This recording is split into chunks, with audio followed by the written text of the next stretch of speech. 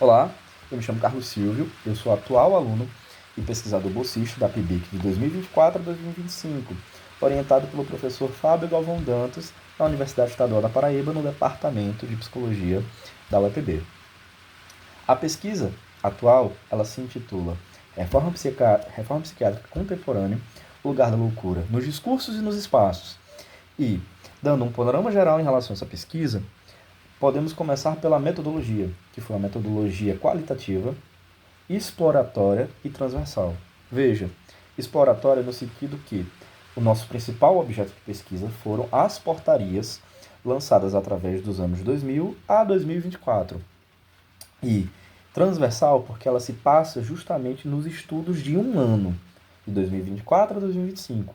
Porém, ela tende a analisar a historicidade das políticas nacionais de saúde de 2000 a 2024. O que foi preconizado em relação a essa pesquisa foi justamente essa abordagem da análise documental juntamente com a análise de conteúdo categorial de Bardhan, que não somente era necessário analisar os documentos, as portarias, os autos, as diretrizes e as leis, mas também ter uma reflexão crítica, uma reflexão crítica, tecnocientífica em relação ao conteúdo e aos discursos feitos e operacionalizados por essas portarias. O que elas abriram margem, aonde elas fizeram evoluir a reforma, aonde elas fizeram evoluir em relação ao discurso da loucura e o quanto elas conseguiram diminuir as representações sociais que a sociedade geral ao longo da história tinha em relação à vulnerabilidade psíquica. E o que a gente consegue perceber através dessa pesquisa e através desse ano de pesquisa? Que a principal mudança em relação à reforma psiquiátrica é que ela é sujeita à sua história. Ela não é um movimento atemporal. Pelo contrário, ela é um movimento extremamente integrado em seu tempo, em seu contemporâneo, em seu horizonte. O que isso significa? Que ela é modulada e mediada a partir das lógicas que são vistas dentro de um governo, ou seja, as políticas nacionais de saúde mental e, por consequência, a lógica de saúde mental, da terapêutica, do manejo e da visão de cuidado vai mudar a partir de quem se está no poder, de quem coordena o Ministério da Saúde e, por consequência, também o governo federal. E quais alinhamentos políticos tendem a valorizar as políticas nacionais de saúde e quais ordenamentos políticos tendem a precarizar os sistemas de saúde e principalmente os dispositivos de cuidado. O que a gente conseguiu perceber através desse ano de pesquisa? Ao longo dele, foram analisadas 14 portarias de 2000 a 2024. A primeira portaria analisada, e a que vale ressaltar aqui, é a portaria de 2001, que é justamente a criação dos CAPs e a institucionalização feita da Lei 10.281, que proclama a reforma psiquiátrica enquanto um direito universalizado aqui no Brasil. Um adendo. A reforma psiquiátrica brasileira ela é baseada epistemologicamente na reforma psiquiátrica italiana. O que isso significa? Que as políticas nacionais da Itália acabaram por influenciar também a realidade material dialética brasileira em relação às suas políticas. Então, foi através dela que, como o principal proclamador dessas ideias, o Franco Basaglia, que conseguimos desenvolver a nossa medida e dentro do nosso contexto social e da nossa realidade, as políticas nacionais de saúde mental. E, por consequência, o CAPS, que é o Centro de Atendimento Psicossocial, e a RAPS, que é a Rede de Atenção Psicossocial. A RAPS ela foi inventada um tempo a mais. Chegaremos lá.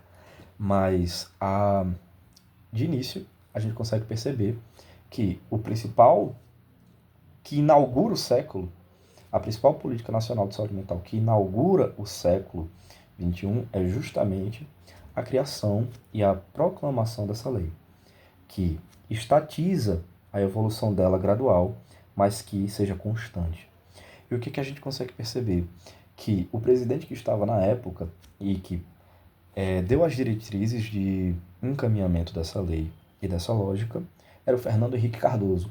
Um governo que, historicamente, era reconhecido, apesar de uma lógica de social-democracia, ainda era um governo liberal, centro-direita, com lógicas democráticas da social-democracia.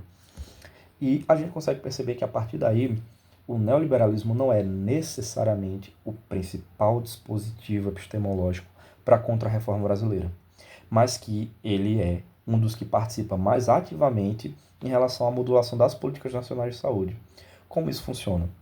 A gente consegue perceber que, através das políticas de Fernando Henrique Cardoso e das portarias que foram feitas e lançadas na sua época de governo, a gente consegue entender que existia uma preocupação com o sujeito e que a concepção de sujeito era uma concepção que, para a época, era sim atualizada, era sim contemporânea e que fazia sentido. E que, através dos governos póstumos, no caso, o governo Lula 1 e 2 e o governo Dilma 1 e parte do 2, essas lógicas de atendimento e, principalmente, as lógicas de terapêutica foram desenvolvidas e ampliadas. O que é que isso significa? Que no governo Lula, além do orçamento aumentar substancialmente, a gente consegue perceber também que, pós-governo Lula, existem a criação de novas lógicas de cuidado, no caso, a RAPS em 2012, e também a integração das residências terapêuticas, as residências intensivas de terapia mental, que são marcos absurdos, que são marcos maravilhosos em relação às políticas de saúde mental. Porém, que elas não são instituições baseadas necessariamente numa autonomia própria que se retroalimenta. Ela depende das políticas de continuidade dos outros governos. E o que é que acontece em 2016? O governo Dilma ele sofre um golpe que foi institucionalizado pelo Michel Temer. E, através disso, a gente consegue perceber uma diferença. Porque é a partir do governo de Michel Temer que as comunidades terapêuticas são integradas ao sistema de saúde e ao sistema de cuidado de saúde mental, o que é uma crítica que, dentro da psicologia, prezamos muito em relação a isso, porque as comunidades terapêuticas não são comunidades de fato de cuidado. Na verdade, eles são manutenção das violências que a reforma psiquiátrica conseguiu avançar. Então, a gente consegue perceber inícios de regressão. Inícios de regressão que vem em relação à historicidade. Porque é a partir de 2017 que, tanto no mundo, mas principalmente no Brasil, a lógica democrática de direito acaba perdendo sustentação e ficando cada vez mais alinhada à extrema-direita. Então, o que a gente percebe? Que os documentos, as portarias, elas estão alinhadas ao período de sua época, ao horizonte político de sua época.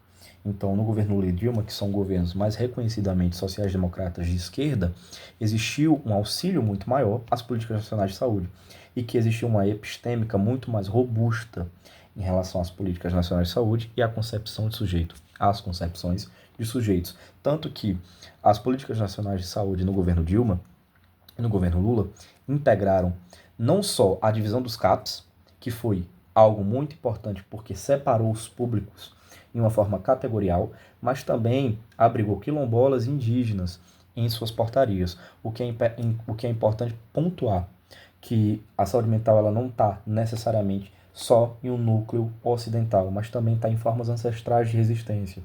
E o que a gente consegue perceber a partir de 2017 é justamente essa regressão desses avanços, com os hospitais psiquiátricos ganhando, os hospitais em relação à psiquiatria e as alas de psiquiatria ganhando mais dinheiro e mais subsídios através da hospitalização de pessoas. Então a gente consegue perceber que a partir de 2017 há um aumento de 33% da hospitalização de pessoas em relação às alas psiquiátricas. Então, algo que não era muito comum, que na verdade era a diretriz básica, basilar, que era a não internação, começa a se tornar novamente a regra.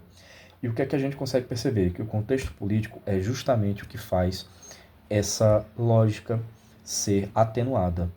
E essa lógica sendo atenuada, a gente percebe que é justamente a guinada que o Brasil fez à extrema-direita que faz perder o Estado de Direito dessas políticas nacionais de saúde pública.